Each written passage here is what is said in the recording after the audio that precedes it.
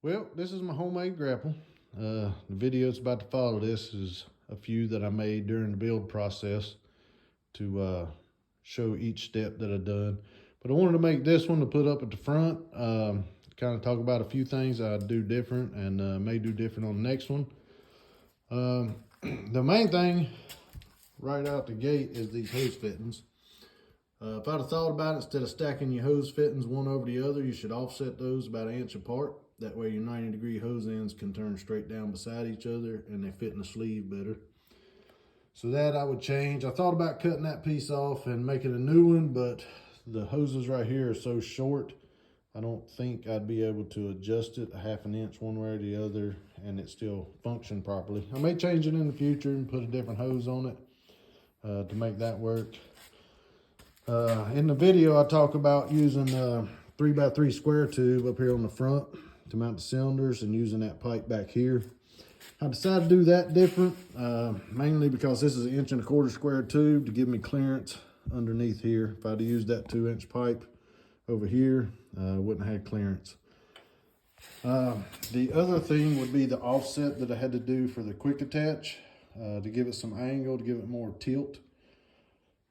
This is 90 degrees right here. On the next one I build, I'll probably angle that in more.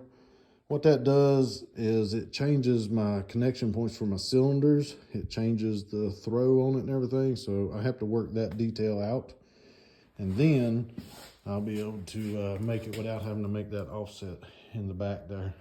A few more little statistics I don't think I mentioned in the video is this is a 60-inch grapple. It opens to 37 inches. It'll close on an 11-inch diameter. And I haven't been able to weigh it, but based on the steel calculations of what steel weighs and how much I used and everything, it weighs between 500 and 550 pounds. So that's a little heavier than I would like, but it's not like some of the 800-pound ones that I've seen out there. Most of the average ones this size, this type, are about 500 pounds. The smallest one I've seen on the market are the Wicked 55, but it's more of a clamshell type instead of this type with the dual fingers on it. And I think that's about it. Can't really think of anything else I'd really change. We've used it a few times and it works really great. I'm really excited about it and proud of it. But like I said, I might actually make another one. So hope you enjoy the following video. Please comment and let me know if there's any other information you'd like. I did design this in AutoCAD before I built it, and I will possibly be posting those pictures or pictures of the drawings or the drawings themselves in a PDF format. If somebody would like them, direct message me. Got no quarrel with sending those out. Use them at your own will. Some of the dimensions may or may not work out for you. And that's about it. Enjoy. So I decided I'm gonna build me a grapple. Well, I've done some pricing on some new steel I was gonna use. And obviously I have not checked the price of steel lately. I know they'd went up, but I didn't know they'd went up that much. So the steel I need to make it was like $1,500. Throw in a couple $100 for some hydraulic cylinders and I could just buy a new one for that price. So I decided to go scavenging around since I got a lot of scrap steel around here. And this is what I come up with. I got me a piece of 4x4 tube there, and I got some 3/8 plate. And got my trusty plasma cutter here. I'm a miller man. So I decided that I'm gonna use some of the scrap I got around here, clean it up, get it all good, and make me a grapple out of that. And then see if I can maybe get me a grapple made up for just $300-400. So I may post some more videos with this in the future, give a progress, see how it goes, and then we'll go from there. Stay tuned. Well, started laying out my grapple. I got some of my drawings out and maybe some templates and some stuff. Made a few templates for the teeth and how they'll lay out. Trace some of them out one-to-one off the drawing I've done in AutoCAD. Here's one of the plates I got laid out. Looks like I'm gonna be able to get everything out of one plate. Instead of even using flat bar, I'm gonna cut my flat bar. I'm gonna cut my gussets. We'll cut everything out of this here. So turned out to be a pretty good layout. One mess up, I'm liable to mess up 2 or 3 pieces though. And then I got this piece of 4x4 post. I'm gonna use that for the bottom instead of 3x3. Then the rest of my 3x3, I'm gonna rip out of this 8x8 and weld it back together. So that's where I'm at right now. Getting ready to get the plasma cutter hooked up and start sawing out some of these pieces here and see how we go from there. I was using the tractor today to get some more stuff done. This old forklift that I had, and it doesn't run anymore.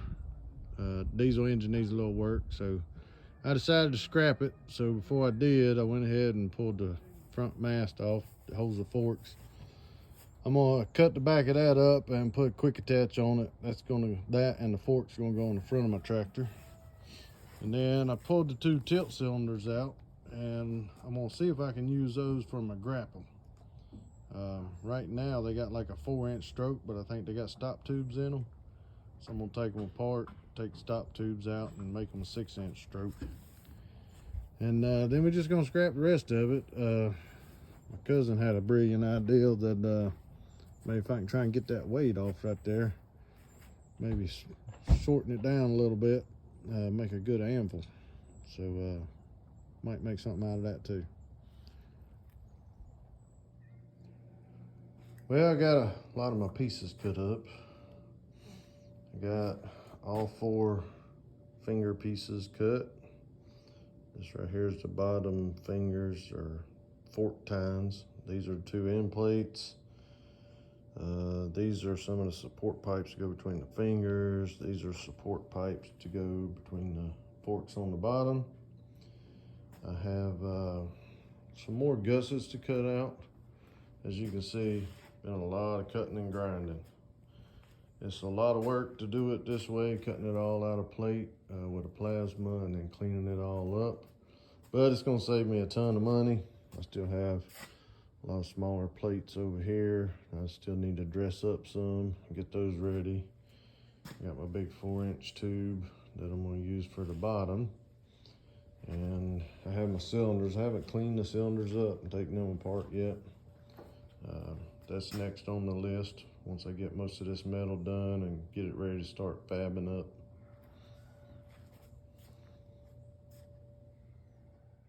So I just want to show everybody what I got here. Get pretty resourceful when I come to scrapping and stuff. Had this piece of 8-inch by 1/4 square tube for quite a minute now. Haven't really had anything used for that big a piece of steel. So what I did was I ripped it down on the corners 2 3/4 into like angle. So then I take the 2 pieces of angle and put them together to get me a piece of 3x3 square tube. You cut it 2 3/4 to leave you a gap right there so you get good penetration and your weld to fill all of that gap. So I had to weld 5 foot of that side and then 5 foot of the bottom side. And that'll be my 60-inch piece of 3x3 that's gonna be on the top of the grapple. I'm also gonna weld up another piece because I'm gonna use it in between the dual fingers. It'll be about 17 inches long, and that's what the cylinder brackets will weld to. Well, I got the 3-inch tube all welded up now. I pulled this so that I could actually pull into the groove and whip it back to fill it. It gives real good penetration, reduces your splatter pretty good. Once I grind it, slick it up, it'll look a little bit like that. You just take that little edge right there and break it and just dust over your weld. You don't want to grind your weld out or nothing. And just to make it clear, I don't have no garage welder. I mean, I used to own a welding shop and I have a full-blown welding setup. I'm definitely a Miller man. I like the XM T304. I've had this welder probably 15 years. She still welds great. And one of the other reasons that I decided to do this, like I said, ripping down the 8-inch and make the 3-inch, was I priced a stick of 3x3 by a quarter, and it was almost $400 for a 20-foot stick. And I need a little over 7 feet, so I figured it was worth my time to go ahead and rip down that 8-inch and turn it into a 3-inch. And so far it's worked out pretty good. It's gonna be pretty solid. Most people won't even know the difference. One other thing to note here is since I'm using scrap and it has some rust on it, I hit it with some brushes a little bit, but I'm gonna go ahead and put them in my sandblaster. Go ahead and clean them up real nice and everything, so that'll take a good coat of paint, look really nice. Well, I finally got to a point today where I got enough steel cut, dressed, cleaned up and everything that I could start framing it out. So Grapple's starting to take frame, starting to get a lot more excited about it now. It seems to be working out pretty good. One of the next things I gotta do is I got some more gussets to cut. I have some more brackets for the backside there to clean up, blast, and then start to work on the fingers, getting those framed out and tacked up. And I'd like to get it all framed up and put together without the brackets for the cylinders, and then work on the cylinders, getting those cleaned up and make sure they're gonna work, or see if I have to go buy some before I hard weld the points in for that. So she's looking pretty good, I think. I've been able to frame out most of the bottom part. Everything is welded out now. Got all the pipes welded in, all the back braces welded in. Still had to put the gussets on the front teeth here. And I have my jaws cut out, laid out. I got 2 of them blasted. I still got to blast the other 2 before I start that, and then drill the mounting holes right here in this part. I have my other brackets to mount the fingers. They're already drilled and I have the bolts ready for those. So I'm gonna start doing the gussets now. As it turns out, the cylinders I took off of that old forklift, they were not able to be used for this. They had stop tubes in them, but it's only 1 inch, so I only had 5 inches of stroke out of them, and my design called for at least 6 inches. So I just went ahead and ordered 2 cylinders from Agri Supply. So hopefully they'll be in a week. So I'm hoping that I'll have all the frame done and complete, ready for the cylinders once they come in. Then I can hopefully get it wrapped up. Well, as you can see, I got the fingers on there. Went ahead and got the gussets in for the root rake part. Right now I just have the fingers tacked together. The mounts are welded on, they're complete and ready, but I didn't want to weld the braces in the fingers yet until I get the cylinders on to make sure my stroke and travel is going to be all right.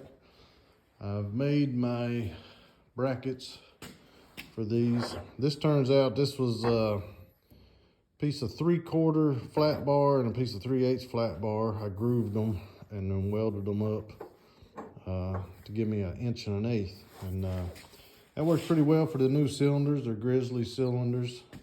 This is going to mount right in there. Pins are right up here. So I'm going to put these mounts on the cylinders now, and then I'm going to lay them out for the center right here for the finger. Check my stroke and all, and then probably tack them in place. See how that works out. If I need to, this bracket here goes onto the pipe. It actually goes on this way. So it's notched out like that. So depending on what my stroke needs to be, I can actually rotate it around the pipe to get the perfect dimension that I need. So I'm going to start with what my drawing called for and tack it, and then check it. If I need to, I can cut the tacks loose and adjust it as needed. That's where I'm at right now. It's coming along pretty good. once I get the cylinders on and get all of that worked out, I'm gonna take the fingers back off and I'm going to weld them out, get that solid, and then the last thing, well, next to last thing to work on will be putting the quick connect bracket on the back. Still got some design work to do on that because I want to put a little bit of angle on it. I'll go over that later. And then run hydraulic lines. So pretty close to getting it wrapped up. I'm very excited.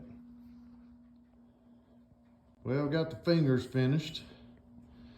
I just took and mounted the cylinder brackets, got those welded on. It took me 2 or 3 times. I had to tack it here a few times and then cut it loose and get the rotation around that pipe right to get the extension all the way. I wanted when it's fully extended that the fingers did not touch the pipes. So it took a little bit of doing. It had a little slack in it. Just a 1/16 of an inch up here would move it a lot up here. So that's all worked out. I got the bracing in there, some little gusset runners down the side there to stiffen it up some and to hold the expanded metal. Expanded metal is to keep brush and things like that from coming up through the bottom and hitting your hydraulic lines. There'll be a hydraulic fitting here, one here. They'll come around to the middle. I'll have a T right here in the middle. Then the hoses will go down to the third function quick connects. I still have to fab that up. Just the bottom side of the finger. I got the gussets in the front to stiffen it up. That turned out pretty good. So the next thing I'm gonna be working on, this one here, they're loose. You can just ease them down there. So that's what it's gonna look like. Then I'm working on cutting some plates for the quick connect to get that done. That'll go on the back side back here. That's what I'm hoping to get majority of it done tomorrow. Once I get the quick connect brackets on, then put a bulkhead in the middle for the hydraulics. I got the fittings on the way. So I may be able to get it operational by this weekend. Biggest issue I got right now is getting it painted. With all the snow and cold weather we've had and everything, it might be a little bit of an issue to get it painted in cold weather. So that's what she's looking like right now. Well, I got my brackets cut to make my quick connect. I have it laid out on the back here, exactly where it's going to go. The top part and the bottom part transferred down. Little white marks right there. Yeah, right there. So I got to dress all of this up still and then get it all tacked together. I actually brought the tractor in to pull some good dimensions off of it and the bucket. Like I said, I'm changing up the quick connect. I was just going to weld 2 plates on it for it, but I'm actually offsetting the bottom plate to give it more of an angle. If you notice, on a regular bucket, it's not 90 degrees, it's angled forward. I think I measured that out at about 13 degrees, 12 degrees. And what that does is give you more tilt back. When you tilt the thing back, it will actually tilt back more. Doing the 90 degrees with it tilted all the way back, it would actually just put my grapple level on the ground. And I wanted to be able to tilt some things back to make it stay in there a little better and then close on it. So as you can see what I'm talking about, how it's 90 degrees here. So hopefully these quick connect brackets, it's adding quite a few more brackets. This bracket right here is the only one that I was going to weld on at an angle. Let's see, like that. But now I'm going to offset it back here to give me more of that angle so I can have some more offset. So I'll get all of these dressed up and we'll see how that turns out. Might be tacking it up this evening. Well, I got the quick connects on it and I went and got my hoses made up today. So I got them on it. So next step is to give it a try. I still have a few more things to do to it. as far as putting some expanded metal here in the back, protect the hoses from any brush coming through. And these are the quick connect offsets that I made. So to put more angle on it, I had to do it like this. Instead of my quick connect plate matching up straight up and down, now it's matching up on this angle. And I had to kick this top part out just a little bit. Instead of 45 degrees, it turned out to be 53 degrees. And I took the tractor and hooked it up to it, up in here, and then let it rest down here to weld the bottom plate on, or at least tack it in place and then weld it on. And it's a snug little fit, not a lot of play, but it still hooks up really easy. It don't take much to get it lined up. Outside dimensions from here to the other side, I got like 3/4 of an inch play left and right. So it's worked out pretty good so far. Next step is try a little functional test and see what happens. Well, I haven't tried it yet, but getting ready to do that. I want to take some time today and put me some Zerk fittings in right here, going down to the motion points. I just drilled a small hole in and drilled and tapped it, the Zerk fitting in. I wasn't sure about these motion points, how I was going to do those, but what I came up with was I took a grade 8 bolt, drilled the hole down through it, then I drilled a hole right through about right here where this piece is, and then put it in there. I greased it up already, and it worked pretty good. It's got grease in between the layers there. It squirts out in there pretty good. And I got me a nylock nut on there so this can stay loose and turn freely, but still keep everything tight, not lose it. I got the other side done there. Got the Zerks on it. I hadn't done the rest of these yet. I'm gonna go ahead and try it out before I do those. Did put me a hose guard up here. Let me come around this way. Not sure if I like the routing of the hoses here. I may end up changing that up. Not sure how many options I got, but I put this cover on so that any branches coming from the front side here, so if any branches come in and be hitting right there, they won't hit my hose connections and fittings and everything. And that just bolts on, so if I got a leak or I gotta adjust them or replace them or anything, I can just unbolt that guard, pull that off. But that's it as she sits right now. Got me some more tractor fluid, the mobile dill vac. Mine was actually a little bit low already. I think when the dealer put the third function on, they didn't recheck the oil level, so I put a little bit in it. Once I get this hooked up, get oils in the cylinders, get it all bled out, I'll probably have to put some more oil in the tractor. So prepared for that. And I'll do another video when we try it out. Well, we got it all hooked up and it's on the tractor now. We tried out the hydraulics, bled it, put some more fluid in the tractor. I actually routed these lines underneath this bar. Probably gonna put a sleeve on them to hold them together and zip tie them or whatever. But that seemed to work better with tilting it all the way up and all the way down.